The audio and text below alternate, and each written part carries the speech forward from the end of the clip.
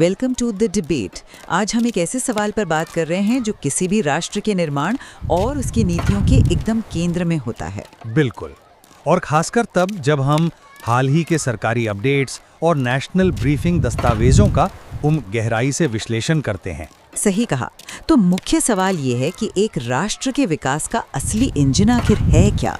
क्या देश की तरक्की मैक्रो लेवल यानी बड़े स्तर के रणनीतिक बुनियादी ढांचा, रक्षा उत्पादन और दूरसंचार नेटवर्क से तय होती है? या फिर क्या इस विकास की असली धुरी माइक्रो लेवल पर है, मतलब जमीनी स्तर पर सामाजिक कल्याण, कृषि सशक्तिकरण और समावेशी क्षमता निर्माण में? हाँ, और इसी पर आज की हमारी चर्चा केंद्रित है। देखिए, मेरा ये स्पष्ट मानना है कि बड़े पैमाने पर ढांचागत विकास, वैश्विक कूटनीति और तकनीकी आधुनिकीकरण ही वे मूलभूत स्तंभ हैं जो किसी राष्ट्र को सुरक्षित और आर्थिक रूप से प्रासंगिक बनाते हैं। मैं समझता हूँ, लेकिन इस विषय पर मेरा नजरिया बिल्कुल अलग है। मेरा मानना यह है कि विकास का ये जो मैक्रो मॉडल है ना, ये तब तक सिर्फ एक खोखला ढांचा है जब तक कि समाज के अंतिम छोर पर खड़े व्यक्ति का सशक्तिकरण न हो, जिसे हम अंत्योदय कहते हैं। तो चलिए इसी नींव और ढांचे के तर्क से ही शुरुआत करते हैं। जब हम हालिया नीतिगत दस्तावेजों को देखते हैं तो एक बहुत स्पष्ट मैक्रो नजरिया सामने आता है। किस तरह का नजरिया? उदाहरण के लिए प्रधानमंत्री कार्यालय द्वारा रेलवे ट्रैक के आधुनिकीकरण पर जोर दिया जा रहा है। मतलब ये सिर्फ पुरानी पटरियों को बदलने का काम नहीं है। एक अर्थशास्त्री के नजरिए से देखें तो ये लॉजिस्टिक्स की लागत को कम करने का एक बहुत बड़ा मैकेनिज्म है। माँ, लॉजिस्टिक्स तो सुधरेंगे, ये मैं मानता हूँ। बिल्कुल। और इसके साथ ही संचार मंत्रालय ने वित्तीय वर्ष 2025-26 के लिए BSNL को और अधिक प्रतिस्पर्धी बनाने का जो लक्ष्य रखा है वो भी बहुत दिलचस्प है। पर लोग पूछ सकते हैं कि जब प्राइवेट सेक्टर में 5G टेलीकॉम कंपनियां पहले से मौजूद हैं, तो सरकार BSNL पर इतना पैसा क्यों खर्च कर रही है? वही तो पॉइंट है। इसका जवाब है डिजिटल संप्रभुता, मतलब डिजिटल सॉवरेनिटी। अगर कल को कोई वैश्विक संकट या साइबर वॉरफेयर की स्थिति बनती है तो क्या एक राष्ट्र अपनी पूरी संचार व्यवस्था प्राइवेट या विदेशी कंपनियों के सर्वर पर छोड़ सकता है? नहीं, वो तो बहुत बड़ा जोखिम होगा। बिल्कुल नहीं छोड़ सकता। इसी तरह सड़क परिवहन मंत्रालय द्वारा देहरादून बाईपास जैसी परियोजनाएं महज सड़कें नहीं हैं, ये अर्थव्यवस्था की वे धमनियां हैं जिनसे निवेश और व्यापार का खून पूरे देश में दौड़ता है। तो मेरा तर्क ये है कि ये जो हार्ड इंफ्रास्ट्रक्चर है, यही वो पूर्व शर्त है जिसके बिना कोई भी कल्याणकारी योजना काम कर ही नहीं सकती। मैं BSNL और डिजिटल संप्रभुता वाले आपके इस बिंदु की सराहना करता हूँ। रणनीतिक रूप से ये एक बहुत मजबूत तर्क है, लेकिन जरा इस डिजिटल संप्रभुता के उपभोक्ता की बात करते हैं। उपभोक्ता से आपका क्या मतलब है? मतलब कनेक्टिविटी और बड़े बाईपास कागज पर तो बहुत आकर्षक लगते हैं, लेकिन मुझे बताइए असली विकास कहाँ हो रहा है? सामाजिक न्याय मंत्रालय ने चंडीगढ़ में जो राष्ट्रीय चिंतन शिविर आयोजित किया, उसका विषय था अंत्योदय का संकल्प, विकसित भारत का लक्ष्य। पर क्या ये सिर्फ एक नारा नहीं है? नहीं, ये महज एक राजनीतिक नारा नहीं है। इसके पीछे गहरी आर्थिक फिलॉसफी है। देखिए, हाल ही में छत्तीसगढ़ में MSP खरीद के सिस्टम को और मजबूत किया गया है। और इससे भी बड़ा बदलाव देखिए, बिहार में पहली बार आत्मनिर्भर मिशन के तहत संगठित तरीके से दलहन की खरीद शुरू की गई है। दलहन की खरीद? एक मिनट, आप दलहन की खरीद को मैक्रो इकोनॉमी के बरक्स कैसे खड़ा कर रहे हैं? मैं बताता हूँ कैसे। दलहन का बाजार पारंपरिक रूप से बहुत असंगठित रहा है ना? हाँ, वो तो है। तो जब सरकार बिहार जैसे राज्य में इसे व्यवस्थित तरीके से खरीदती है, तो वो सिर्फ एक फसल नहीं खरीद रही है, वो उस छोटे किसान को बाजार की अनिश्चितता से बचाकर एक इकोनॉमिक शॉक अब्जॉर्बर दे रही है। ओके, यानी एक तरह की सुरक्षा। बिल्कुल। जब उस किसान को यह भरोसा होता है कि उसकी उपज सही दाम पर बिकेगी, तब जाकर उसकी जेब में वो लिक्विडिटी या नकदी आती है जिससे वो बाजार में जाकर चीज़ें खरीदता है। जब तक बिहार का वो छोटा किसान आर्थिक रूप से सुरक्षित नहीं है, तब तक आप उसके गांव के बाहर से देहरादून जैसा कोई भी शानदार बाईपास निकाल दें। हाँ, या वहाँ 5G का टावर लगा दें। सही कहा। वो उस इंफ्रास्ट्रक्चर का क्या करेगा जब क्रय शक्ति ही नहीं होगी, यानी परचेजिंग पावर ही नहीं होगी, तो आपका मैक्रो इकोनॉमिक ढांचा किसे अपनी सेवाएं बेचेगा? एक मिनट, मैं यहाँ आपको थोड़ा टोकना चाहूँगी। आपने क्रय शक्ति की बात की, जो कि बहुत महत्वपूर्ण है, लेकिन क्या हम एक बंद अर्थव्यवस्था में जी रहे हैं? आपका क्या मतलब है? मेरा मतलब है कि जहां सिर्फ किसान की जेब में पैसा डाल देने से सब ठीक हो जाएगा। आज हम एक वैश्विक सिस्टम का हिस्सा हैं। देखिए, पेट्रोलियम मंत्रालय ने पश्चिम एशिया के हालिया तनाव और ऊर्जा संकट पर जो प्रेस वार्ता की, वो हमें क्या बताती है? यही कि ऊर्जा की कीमतें बढ़ सकती हैं। बिल्कुल, वो ये बताती है कि वैश्विक झटके जैसे कच्चे तेल की कीमतों में उछाल रातों रात आपकी सारी लोकल इकोनॉमी को तबाह कर सकते हैं। आपकी वो एमएसपी और दलहन की खरीद वाली इकोनॉमी भी तब चरमरा जाएगी जब ट्रांसपोर्टेशन कॉस्ट दोगुनी हो जाएगी। ये एक वाजिब चिंता है। तो इसका समाधान क्या है आपके नजरिए से? समाधान है तकनीकी और रणनीतिक आधुनिकीकरण। पृथ्वी विज्ञान मंत्रालय का ताज़ा नजरिया देखिए, जहां उन्होंने स्पष्ट किया है कि भविष्य की अर्थव्यवस्था हरित अर्थव्यवस्था होगी। मतलब ग्रीन इकोनॉमी? हाँ, ग्रीन जॉब्स और ग्रीन एंटरप्रेन्योरशिप के नए अवसर पैदा किए जा रहे हैं। हमें इन बाहरी झटकों से बचने के लिए एक आधुनिक इंजन चाहिए।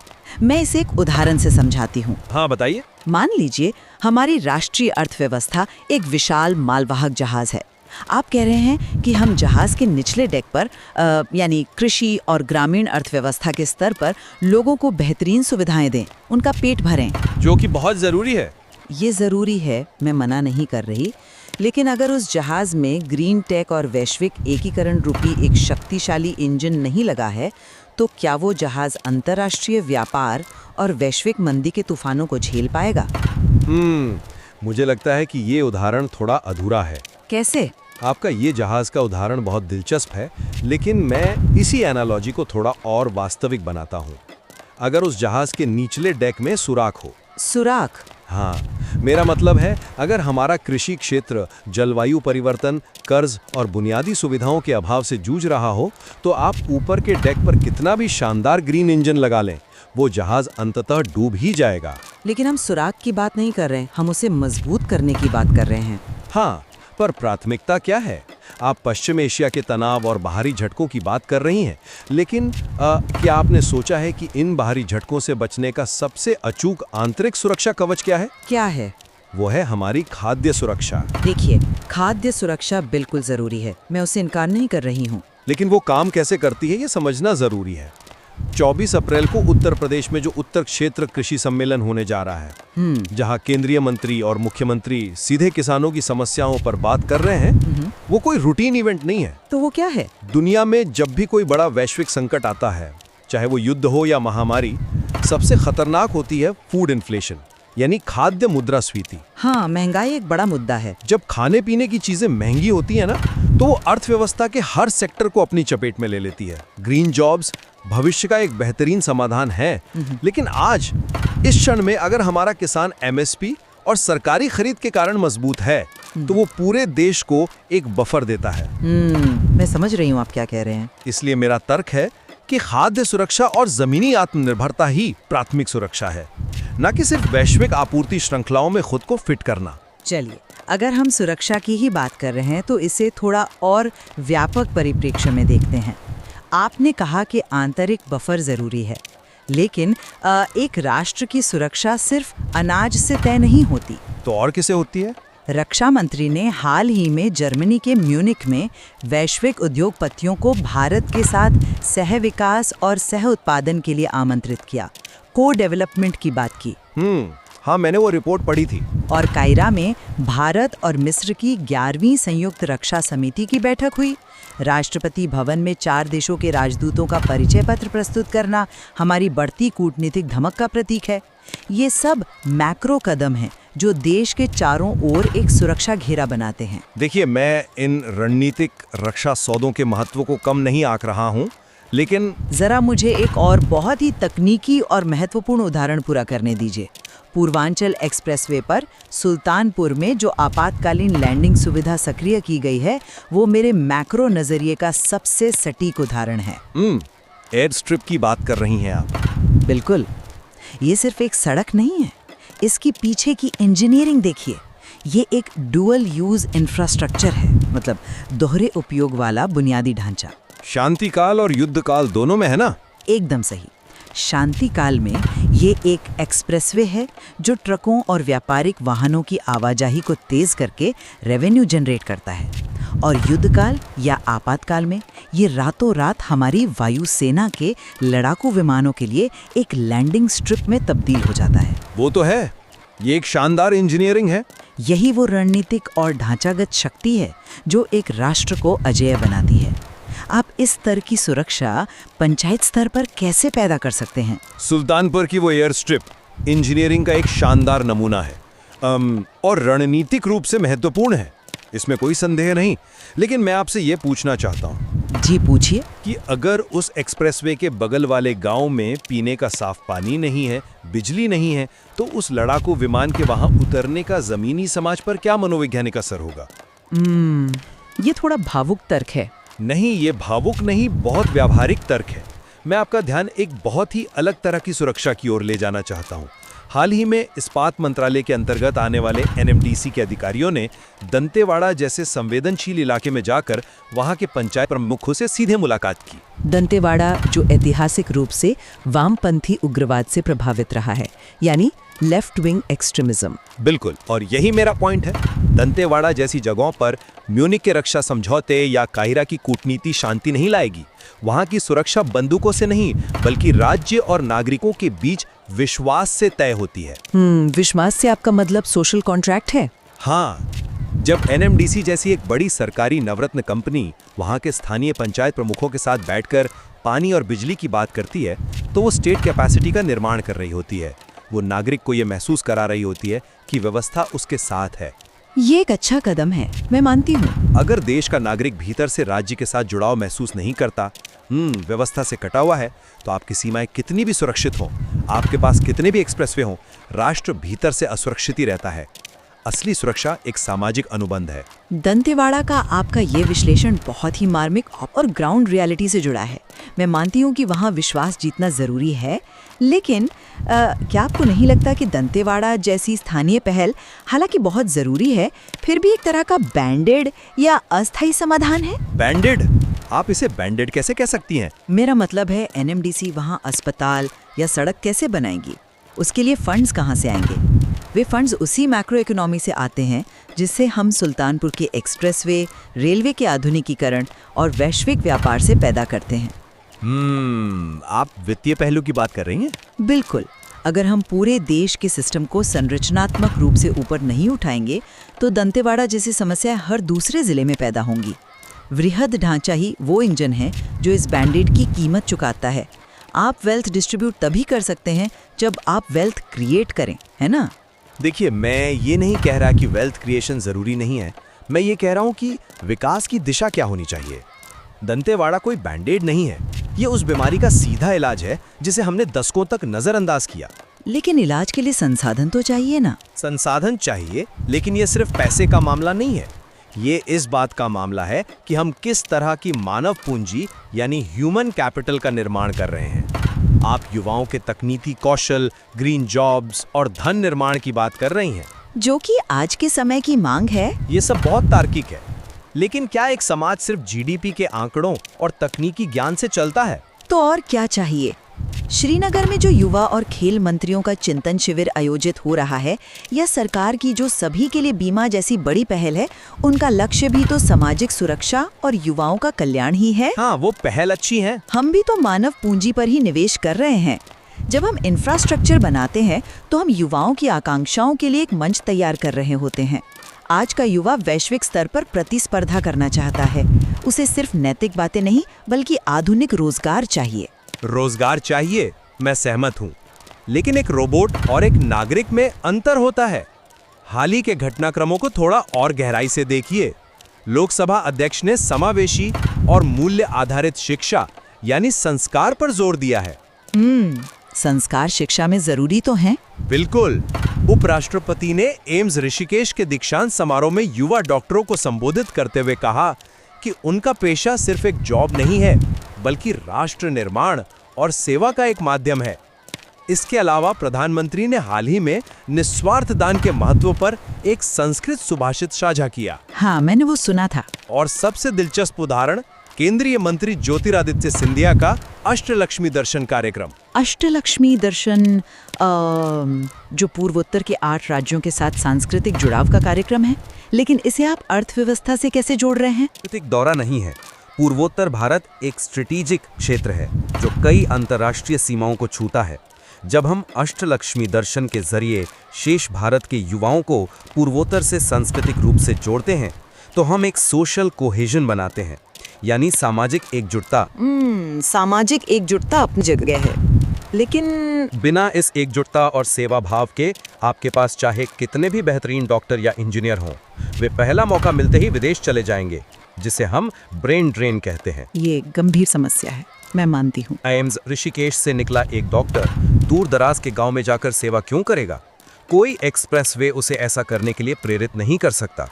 वो प्रेरणा सिर्फ मूल्य आधारित शिक्षा और उन संस्कारों से आती है जिनकी बात लोकसभा अध्यक्ष कर रहे हैं। तो आप कह रहे हैं कि भौतिक ढांचा काम नहीं करेगा? मैं कह रहा हूं कि अगर हम सिर्फ मशीनें और भौतिक बुनियादी ढांचा बनाएंगे और नागरिक के भीतर का मानवीय मूल्य खत्म हो जाएगा, तो वो विकास एक खोखला आवरण बनकर रह जाएगा। मुझे आपकी इस बात से थोड़ी आपत्ति है कि हम भौतिक ढांचे को खोखला आवरण कह रहे हैं। देखिए, मैं ये मानती हूँ कि ब्रेन ड्रेन एक वास्तविक समस्या है और युवाओं में राष्ट्र निर्माण की भावना होनी चाहिए। तो फिर आपत्ति किस बात पर है? इस बात पर कि हमें भावनाओं से परे जाकर यथार्थवादी होना पड़ेगा। सभी के लिए बीमा योजना का ही उदाहरण लीजिए। क्या ये योजना सिर्फ सेवा भाव से चल सकती है? नहीं। सेवा भाव तो चाहिए उसे लागू करने में चाहिए, लेकिन इसके पीछे रिस्क पूलिंग का एक बहुत ही जटिल आर्थिक मैकेनिज्म है। ये बीमा तभी सफल होगा जब देश का खजाना मजबूत हो, और खजाना तब मजबूत होता है जब हमारे पास रक्षा उत्पादन में विदेशी निवेश हो, BSNL जैसी मजबूत सरकारी कंपनियां हों और ग्रीन एंटरप्रेन्योरशिप हो। वो सब ठीक है, लेकिन एक युवा जो वैश्विक पटल पर अपने भविष्य को देख रहा है, उसे सिर्फ सांस्कृतिक जुड़ाव नहीं, बल्कि एक उच्च स्तरीय भौतिक और तकनीकी इंफ्रास्ट्रक्चर चाहिए। हम युवाओं की आकांक्षाओं को सिर्फ सेवा भाव के नाम पर सीमित नहीं कर सकते। मेरा नजरिया ये नहीं है कि हम उनकी आकांक्षाओं को सीमित करें, बिल्कुल नहीं, बल्कि मेरा मानना है कि अंत्योदय और सेवा भाव उनकी आकांक्षाओं को एक सही दिशा और एक जमीनी आधार देते हैं। एक जमीनी आधार? हाँ, सभी के लिए बीमा सिर्फ एक गणितीय रिस्क पुलिंग नहीं है। ये उस अंतिम व्यक्ति को ये मनोवैज्ञानिक एहसास दिलाना है कि संकट के समय ये पूरा राष्ट्र, ये व्यवस्था उसके पीछे खड़ी है। एक सुरक्षा का एहसास। यही एहसास दंतेवाड़ा के नागरिक को मुख्य धारा से जोड़ता है, और यही एहसास बिहार के उस किसान को अगले साल बेहतर पैदावार के लिए प्रेरित करता है जब सरकार उसकी दलहन खरीदती है। माइक्रो इकोनॉमिक्स और विदेशी निवेश बहुत ज़रूरी हैं, लेकिन वे समाज को दिशा नहीं दे सकते। दिशा हमेशा माइक्रो लेवल पर एक इंसान से दूसरे इंसान के बीच के लेन देन और विश्वास से ही तय होती है। ये एक बेहद दिलचस्प मोड़ है जहां हम पहुंच गए हैं, और मुझे लगता है कि हम एक बहुत ही शानदार वैचारिक चौराहे पर खड़े हैं। अगर हम आज की इस पूरी बहस को एक रूपक के जरिए समेटना चाहें, तो मैं कहूँगी कि ये पूरा राष्ट्रीय ढांचा कंप्यूटर के हार्डवेयर और सॉफ्टवेयर की तरह है। अरे वाह, ये बहुत ही सटीक उदाहरण लग रहा है ना? तो मेरा अभी भी ये दृढ़ विश्वास है कि सुल्तानपुर के एक्सप्रेसवे, रेलवे का आधुनिकीकरण, म्यूनिख के रक्षा समझौते और ग्रीन जॉब्स, ये सब इस देश का हार्डवेयर है। ये वो मजबूत फिजिकल मशीनरी है जो देश को एक वैश्विक शक्ति बनाती है। और इसके बिना कोई भी सिस्टम काम नहीं कर सकता, क्योंकि बाहरी दुनिया के वायरस और झटके उसे क्रैश कर देंगे। बहुत खूब। और मैं आपके इसी रूपक को आगे बढ़ाते हुए कहूँगा कि आप दुनिया का सबसे महंगा, सबसे आधुनिक हार्डवेयर खरीद सकते हैं। आप शानदार एक्सप्रेसवे बना सकते हैं, बेहतरीन रक्षा प्रणालियां लगा सकते हैं। बिल्कुल लगा सकते हैं। अप्ट है या कमजोर है तो वो हार्डवेयर लोहे के एक बेकार डिब्बे के अलावा कुछ नहीं। सॉफ्टवेयर से आपका मतलब वही जमीनी नीतियां हैं? हाँ, छत्तीसगढ़ की MSP नीतियां, दंतेवाड़ा में पंचायत स्तर पर पानी और बिजली पहुंचाना, एम्स ऋषिकेश में सेवा भाव की सीख और अष्टलक्ष्मी दर्शन से उपजी सांस्कृतिक एकजुटता, ये सब हमारे राष्ट्र का ऑपरेटिंग सिस्टम है। ये सॉफ्टवेयर ही तय करता है कि वो हार्डवेयर आम आदमी के किस काम आएगा। ये बहुत ही सटीक विश्लेषण है, और मुझे लगता है कि इस तीखी लेकिन बौद्धिक चर्चा के बाद हम दोनों कम से कम एक बहुत ही महत्वपूर्ण बिंदु पर पूरी तरह सहमत हैं। और वो बिंदु क्या है? यही कि चाहे हम हार्डवेयर की बात करें या सॉफ्टवेयर की, चाहे हम वैश्विक कूटनीति की बात करें या ज़मीनी कृषि की, इन दोनों ही मॉडल्स के बिल्कुल केंद्र में हमारे युवा हैं। श्रीनगर के खेल शिविर से लेकर ग्रीन एंटरप्रेन्योरशिप तक, आखिर ये सब उन्हीं के लिए तो तैयार किया जा रहा है। बिल्कुल सही कहा। चाहे वो युवा कोई स्टार्टअप चला रहा हो या फिर दंतेवाड़ा के किसी दूरस्थ गांव में अपने पंचायत के विकास का सपना देख रहा हो, नीतियों की सफलता इसी बात पर निर्भर करेगी कि वे इस युवा ऊर्जा को कैसे दिशा देते हैं। तो अंततः हमें ये स्वीकार करना होगा कि किसी राष्ट्र का विकास एक तरफा प्रक्रिया नहीं है। ये सुल्तानपुर के एक्सप्रेसवे पर आपातकालीन लैंडिंग करते लड़ाकू विमानों की रणनीतिक ताकत और दंतेवाड़ा की किसी छोटी सी पंचायत में स्वच्छ जल पहुंचने के बीच का एक बेहद जटिल और नाजुक संतुलन है। बिल्कुल, और यह संतुलन कैसे सत्ता है, इसी पर राष्ट्र का भविष्य टिका है। एकदम सही। तो हम अपने श्रोताओं को आमंत्रित करते हैं कि वे आज सामने रखे गए इन सभी तथ्यों और उनके पीछे काम कर रहे तंत्र पर स्वयं विचार करें। भारत के विकसित भारत के सफर में कौन सा दृष्टिकोण, मैक्रो रणनीतिक शक्ति या माइक्रो सामाजिक क्षमता अधिक निर्णायक भूमिका निभाएगा? क्या आप शक्तिशाली हार्डवेयर पर अधिक भरोसा करते हैं या आपको लगता है कि असली ताकत उस मानवीय ऑपरेटिंग सिस्टम में है? ये फैसला हम आप पर छोड़ते हैं। सोचने का सिलसिला जारी रखिए। द डिबेट में आज के लिए इतना ही। नमस्कार। नमस्कार।